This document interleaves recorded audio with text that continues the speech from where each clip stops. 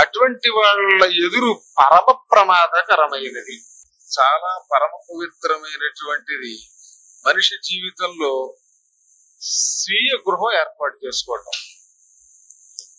ఇటువంటి సొంత ఇంట్లో ప్రవేశించేటప్పుట కొన్ని నియమాలు తీసుకోవాలట. ఆదౌ సౌమ్యాయనే కార్యం నవవాస్తు ప్రవేశనం. గృహప్రవేశం, నూతన గృహప్రవేశం చేసేటప్పుడు, నూతన గృహప్రవేశం ఎందుకన్నాడంటే సెకండ్ హ్యాండ్ ఇల్లు కొనుక్కుని కూడా గృహప్రవేశం చేయొచ్చు. అందువల్ల నూతన కొత్తగా తాను కట్టుకున్నటువంటి ఇంట్లో ప్రవేశించేటప్పుడు ఉత్తరాయణ పుణ్యకాలంలో గనక ఇంట్లో ప్రవేశిస్తే అది ఉత్తమోత్తమం. ఉత్తరాయణం కుదరకపోతే ఇక రెండవ పక్షం దక్షిణాయనం. వీలున్నంత వరకు ఉత్తరాయణంలో చేయడం ఉత్తమం. మొట్టమొదట శాస్త్ర ప్రకారంగా విధి పూర్వకంగా వాస్తు పూజ, నివేదన ఇవన్నీ చేసి సొంత ఇంట్లోకి ప్రవేశించాలి. ఇంట్లో ప్రవేశించిన ముహూర్తాన్ని బట్టి గాని, ఇంట్లో ప్రవేశించే సమయంలో మనుష్యుల యొక్క లక్షణాలను బట్టి గాని ఆ ఇంట్లో ఉన్న వాళ్ళకి సుఖశాంతులు ఉంటాయట. ఒక్కో ఇంట్లో ప్రవేశించగానే ఎవడో కూడా చచ్చిపోతాడు. ఒక్కొక్క ఇంట్లో ప్రవేశిస్తే అన్ని అప్పులే. ఎక్కడ చూసినా ఊరంతా అప్పులు అప్పారో చెంగేసుకుని దాక్కుని వెళ్లాల్సి వస్తుంది. అసలు ఈ గవర్నమెంట్ వారు హెల్మెట్ ఎందుకు పెట్టారంటే అప్పుల వాడికి తెలియకుండా ఉండడం కోసం. అది పెట్టుకు తిరగవలసిన పరిస్థితి వస్తుంది. కొన్ని ఇళ్లలోకి ప్రవేశిస్తే జీవితంలో అర్చనలు ఉండవు, ఏముండవు, గందరగోళాలు, భార్యాభర్తల మధ్య తగాదా. వంకాయ కూర ఉండదు ఈయనంటాడు, టెంకాయ పచ్చడే చేస్తానంటుంది ఆవిడ. ఎక్కువ మాట్లాడితే కొబ్బరికాయ ఈయన బుర్ర మీద పగులుతుంది. ఇవన్నీ గృహప్రవేశ ముహూర్త ఫలితాలు. గృహప్రవేశంలో ఉండేటటువంటి గ్రహాల యొక్క అనుకూల్యత, అననుకూలత వల్ల వచ్చే లక్షణాలు. అంచేత గృహప్రవేశానికి మంచి ముహూర్తము, వాస్తు పూజ చేయడం అవసరం. ఉత్తరాయణ పుణ్యకాలంలో ప్రవేశించడం ఉత్తమం అన్నారు. రెండవ పక్షం దక్షిణాయనం అన్నారు. వాస్తు పూజ చేసిన తర్వాత ఆ గృహప్రవేశంలో సత్యనారాయణ వ్రతం ఎలాగో చేస్తారు ప్రతి వాళ్ళు కొత్త కార్యక్రమంలో. మణిద్వీప వర్ణనం అని దేవి భాగవతంలో చెప్పారు. అమ్మవారి యొక్క లోక స్థానం అది. ఆ శ్లోకాలే తెలుగు తాత్పర్యం చదివితే పారాయణ అంటారు, కథ తెలుస్తుంది అంతే. మూల శ్లోకాల పారాయణ ఉన్నదే ఆ 2 అధ్యాయాలు. అది వాస్తు యాగము అన్నారు. ఎటువంటి ఘోర దోషాలున్నా, ముహూర్త దోషాలున్నా ఇంట్లో ఉండే అన్ని దోషాలు కొట్టుకుపోతాయి. అంచేత అటువంటి దోషం తొలగించుకోవడానికి వాస్తు యాగే తథైవచ, వాస్తు యాగం కోసం ఆ మణిద్వీపాన్ని పారాయణం చేయాలి. గృహప్రవేశ సమయంలో ముహూర్తం సక్రమంగా లేదా ఉందా అనేది ఎలా తెలుస్తుంది అంటే, ఇంట్లో గడుగు పెట్టిన దగ్గర నుంచి తల్లిదండ్రులకి పిల్లలకి మధ్యలో తగాదా వచ్చిన, శశురక మామగారికి కోడలకి తగాదా వచ్చిన, అత్తగారికి కోడలికి పడకపోయినా, భార్యాభర్తలకి పడకపోయినా, రుణబాధ హెచ్చైన, అగ్ని ప్రమాదం ఉన్నా, లేదా బయటికి వెళ్ళొచ్చేలోపు ఏవైనా ప్రమాదాలు జరుగుతున్నా సరైనటువంటి వాస్తు యాగం జరగలేదు. అటువంటి దానికి ప్రాయశ్చిత్తం ఈ మణిద్వీప వర్ణన పారాయణ. ఇంకా గృహప్రవేశంలో ఏ నెలల్లో చేస్తే ఉత్తమమో చెప్పారు. మాఘ ఫాల్గుణ వైశాఖ జ్యేష్ఠ మాసేషు శోభనం ప్రవేశో మధ్యమో జ్ఞేయ సౌమ్య కార్తీక మాసయో.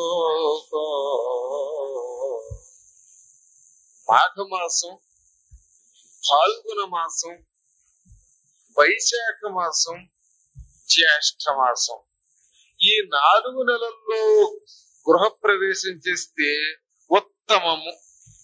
ఇంకా చాలా గొప్ప నెలలు ఏంటంటే మాఘ, ఫాల్గుణ, వైశాఖ, జ్యేష్ఠ. కార్తీకం, మార్గశిరం మధ్యమం. ఇంకా తక్కిన నెలలు ఏదో చేసే కన్నీళ్లు తుడుచుకోవడానికి అంతే.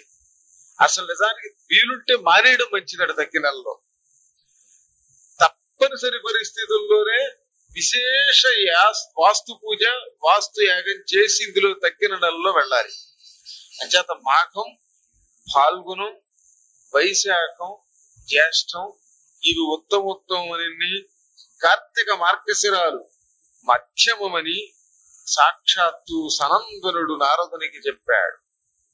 ఇంక ఏ ఏ నక్షత్రాలలో గృహప్రవేశం చేయడమో తెలుసుకోవాలి.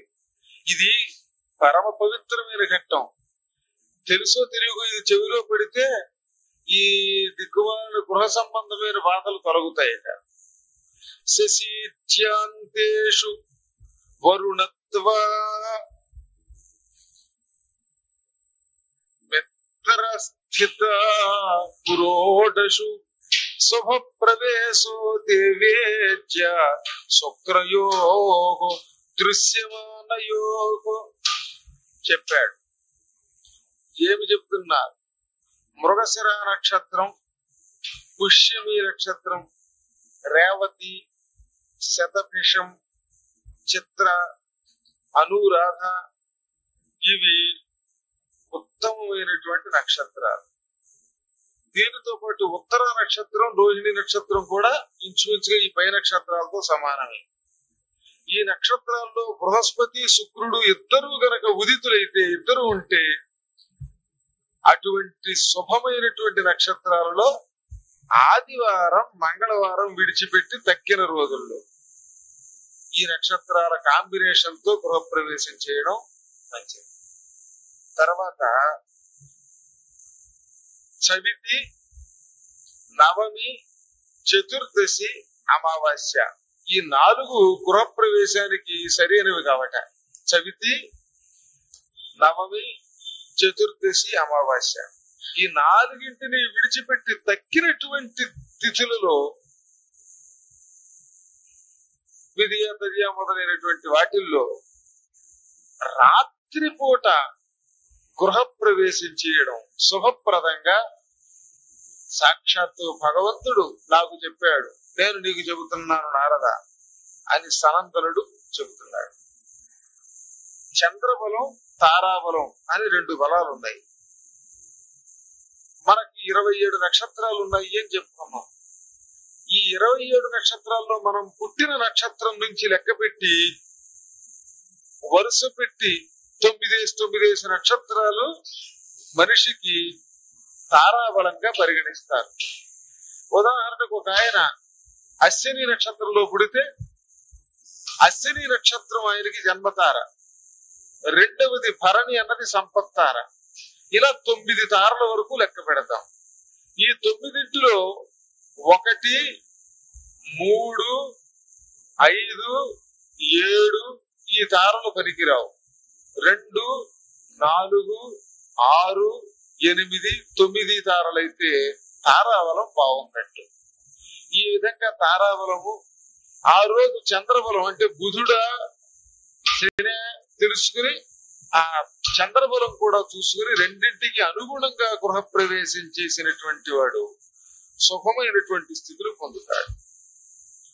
ఈ విశేషాలు ఎవరికి వాళ్ళే గణించుకోవడం కంటే కొంచెం పంచాంగ శుద్ధి, డొక్క శుద్ధి ఉన్నటువంటి వారి ద్వారా మంచి ముహూర్తాలు పెట్టించుకోవడం మంచిది. ఆ పెట్టించుకునేటప్పుడు ఆయన ఏదో పెట్టాడని ఒప్పుకోకుండా తెలుసుకోవడం కోసమే మనకి చెప్పారు. ఏమని?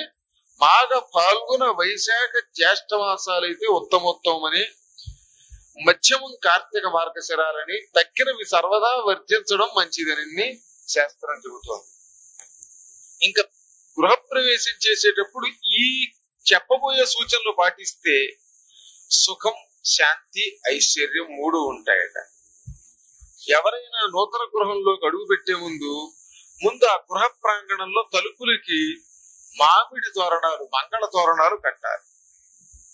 పుష్పాలు వాటికి అలంకారం చెయ్యాలి. లోపల భగవంతుని యొక్క పూజా మందిరం మొట్టమొదట ఏర్పాటు చేసుకోవాలి. అక్కడ స్వామికి సంబంధించిన సత్యనారాయణ వ్రతం చేసుకునేటప్పుడు అప్పుడు ఆ పటాలన్నీ అక్కడ ముందే పెట్టేసుకోవాలి. ఈ గృహప్రవేశానికి పాత ఇంటి నుంచి వెళ్లే వాళ్ళు పొరుగుళ్ళో గృహప్రవేశం అయితే తప్ప స్థానికంగా అయితే మాత్రం నడిచి మంగళవాద్యాలతో కాని, పుణ్య స్త్రీలతో కాని, భగవంతుని పటం మోసుకుని ఇంటికి వెళ్ళడం మంచిదట. అగ్రహారం నుంచి ఏ నరసింహారావు బయటకో పెడుతున్నాం గృహప్రవేశానికి, ఈ మాత్రం దూరం ఈ ఒక్క రోజు కూడా నడవలేమా? ఈ రోజు కారులో వెళ్ళి అక్కడ ఢామ్మని దిగక్కర్లా. అందుకని నడుస్తూ బ్యాండ్ మేళం గాని లేకపోతే ఇదిగో ఇలాంటి మేళం గాని ఏదో ఒకటి పెట్టుకుని మొత్తం మీద మంగళవాద్యాలు తరులు కూడా ఉండాలి. అయితే ఆ గృహప్రవేశానికి వెళ్ళేటప్పుడు ఒక ఇష్ట దేవత పటాన్ని పట్టుకుని వెళ్ళాలట. అలా వెడుతూ కబుర్లు చెప్పుకోకూడదట. ఎంత అయిందంటావా? 4 లక్షలు అయిందంటావా? మార్పులు వేశారా? ఇంకా బాత్రూము లెట్రిన్ పూర్తయ్యాయా? ఈ కబుర్లు కాకుండా భగవన్నామ సంకీర్తనం చేసుకుంటూ గృహప్రవేశం చేయడానికి ఆ ఇంటికి బయలుదేరి వెళ్ళాలి. వ్యర్థ ప్రసంగం ఉండరాదు. వేదధ్వని, శాంతి పాఠం, అలాగే పుణ్యస్త్రీలు, ముత్తైదువులు, నృత్యం, మంచి మంచి పాటలు, వీటితో నృత్యం అంటే ఈ అపని తీరి దెబ్బ పాటలు కావు, వాటి నృత్యం అనరు, అది ఓక్ డాన్స్ అంటారు. పూర్వకాలంలో భరతనాట్యం చేసేవారు. పవిత్రమైనటువంటి నృత్యం నృత్యం అని పిలువబడేవి అవి. ఇప్పుడు క్రమేపీ షేకు, బ్రేకు, కొద్ది రోజులకు చూస్తే వాంతి చేసుకుంటాం కనుక ఓక్కు, ఈ 3 వస్తున్నాయి. చిచ్చి ఇది కాదు నృత్యం అంటే. పరమ పవిత్రమైన భరతనాట్యాది గీతాలతో వెళ్ళడం గృహప్రవేశానికి ఉత్తమోత్తమం. ఈ ప్రకారంగా వెళ్లి లోపల నవధాన్యాలు చల్లుకుని, కింద అయితే భూభాగం అయితే ఆవుని దూడని లోపల తిప్పాలట. ఆవు దూడ లోపలికి వెళ్ళిన తర్వాత దూడతో సైతంగా పేడ కనుక పడిందా ఆ ఇల్లు పవిత్రం అవుతుంది, శుద్ధి. బలవంతంగా మనం పట్టుకెళ్ళి 4వ అంతస్తు ఎక్కిస్తే ఆవుకో దూడకో కాలు ఇరిగింది అనుకోండి, అప్పుడు గృహప్రవేశం కాదని వేరే ప్రవేశం అవుతుంది. అందువల్ల మేడలు మిద్దెలకు మాత్రం వాటిని ఎక్కించరాదు అని శాస్త్రం. ఆవుల్లో కూడా కపిల వరిష్ఠ, నల్లని ఆవు పవిత్రం గనక నల్లని ఆవు దొరికిందా దానిని ఇంట్లో తెప్పమన్నారు. వ్రతం చేసుకుని యథాశక్తి దక్షిణాదులు ఇచ్చుకుని పండితోత్తములకు ఎవరైనా మహానుభావులు ఆ గృహప్రవేశ సమయంలో ఇంట్లో అడుగు పెట్టినా, ఈ మణిద్వీప పారాయణం జరిగిన గృహం శుద్ధి అవుతుంది. గృహం కట్టేటప్పుట వినాయక స్థితిష్టంతి, విఘ్నాలు కలగ చేసే కొన్ని రాక్షస శక్తులు మనకు కనపడవు. మణిద్వీప పారాయణాదుల వల్ల తక్షణం తొలగి ఇంటిని పవిత్రం చేస్తారు. అందువల్ల జ్ఞానులైనటువంటి వాళ్ళు ఈ విషయంలో ఏమాత్రము కూడా కక్కుర్తి పడరు. ఇక గృహప్రవేశ సమయంలో ఎంతో కొంతమందికి భోజనం పెట్టుకు తీరారట. వైదికము, లౌకికము అని 2 రకాల భోజనం. వైదికం అంటే వేద సంబంధ భోజనం. వేద సంబంధమైన భోజనం అంటే ఏమిటంటే, బాగా చదువుకుని పురాణాలు, శాస్త్రాలు, వేదాలు చదువుకున్న పండితుల్ని పిలిపించి వారి ద్వారా ఏదైనా 2 మంచి వాక్కులు చెప్పండి బాబు అని శుభ సంబంధమైన వాక్కులు విని వారి చేత ఆశీస్సులు పొందితే ఇది వైదిక భోజనం అంటారు. లౌకిక భోజనం అంటే చక్కగా మన కృష్ణమూర్తి గారినో ఇలాంటి వాళ్ళ 10 మందిని పిలుచుకొని వాళ్ళని ఇంట్లో కూర్చోబెట్టి భోజనం, ఆ గృహప్రవేశం జరిగినటువంటి ఏ ఇంట్లో అయితే ఇంట్లోనే చాలా మంది బయట టెంట్లు వేసి అక్కడ పెడుతున్నారు తిండి. అది భోజనంతో సమానం కాదు, గృహప్రవేశ భోజనం కాదు, అది వేరే భోజనం. ఇంట్లో ఎంతో కొంతమంది తింటేనే అది నిజమైన భోజన శాంతి, అన్న శాంతి. కాబట్టి ఏ ఇంట్లో మనం అడుగు పెట్టామో ఆ ఇంటిలో చాలా మంది వీలున్నంత వరకు భోజనం చేయాలంట. వీడేం చేస్తున్నాడు, ఏలూరులో గృహప్రవేశం, గణపురంలో టెంట్ వేసి అక్కడ భోజనం పెడితే ఇది అన్నదాన శాంతి అంచారు. ఈ మధ్యన మరికొంతమంది చెబుతున్నారు, ఏమిటి పులిహార పెట్టి పులిహారతో అన్నదానం. పులిహారతో అన్నదానం పెట్టి వేయడమో, పులిహార పెడితే అన్నదానం అనరు, అది ఆ పులిహార పెట్టడమే అంటారు. అన్నదానం అంటే ఖచ్చితంగా ద్రవం ఉండి తీరాలి. పెరుగు, పాయసము, పులుసు ఇవి ఉంటేనే అన్నదానం అవుతుంది. అంచేత శుభ్రంగా వరి అన్నాన్ని వండి ఆ అన్నంతో పాటు కూరలు, పచ్చళ్ళు, ఈ పులుసు ఇవన్నీ వెయ్యాలి, పిండి వంట ఉండాలి. ఆఖరిని ఖచ్చితంగా మజ్జిగో పెరుగు పడితేనే అక్కడ అన్నదానం పూర్తవుతుంది. ఆ బలంగా దొరికింది కదా అని సాంబార్ అన్నం పెట్టేసేస్తే అది ఏమి అన్నదానం అనిపించుకోదు, ఎట్టి పరిస్థితుల్లో అనిపించుకోదు.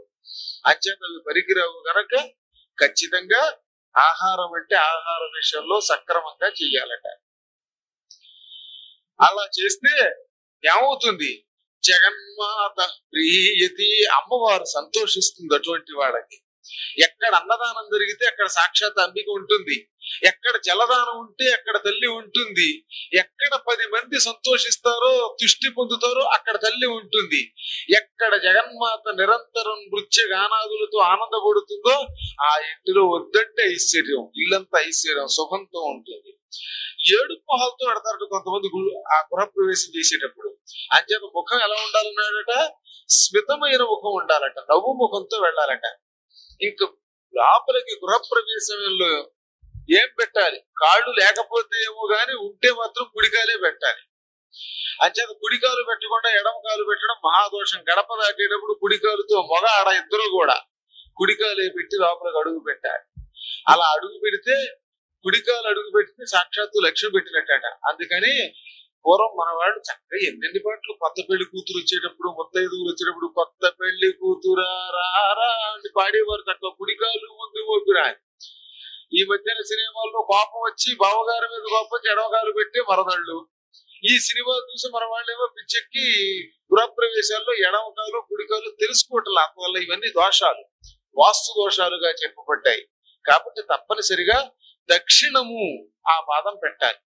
సవ్యము అంటే ఎడమ, అపసవ్యం అంటే కుడి. చాలా మందికి అపసవ్యం అంటే ఎడమ అనుకుంటారు. కాదు కాదు సుమా, సవ్యం అంటేనే ఎడమ, అపసవ్యం అంటేనే దక్షిణం అన్నాడు కుడి. అంచేత కుడి కాలు పెట్టి లోపల అడుగు పెట్టాలి. ఇలా చేసుకుని ఆ తరువాత గృహప్రవేశమైనటువంటి రాత్రి మొదలుకొని 3 రాత్రులు ఆ ఇంట్లోనే పడుకోవాలట దంపతులు. ఇల్లు కట్టుకున్న దంపతులు, ప్రధాన దంపతులు. తగ్గినవాడు కూడా పడుకోకూడదని కాదు, వీరిద్దరూ ఖచ్చితంగా ఈ మొదటి 3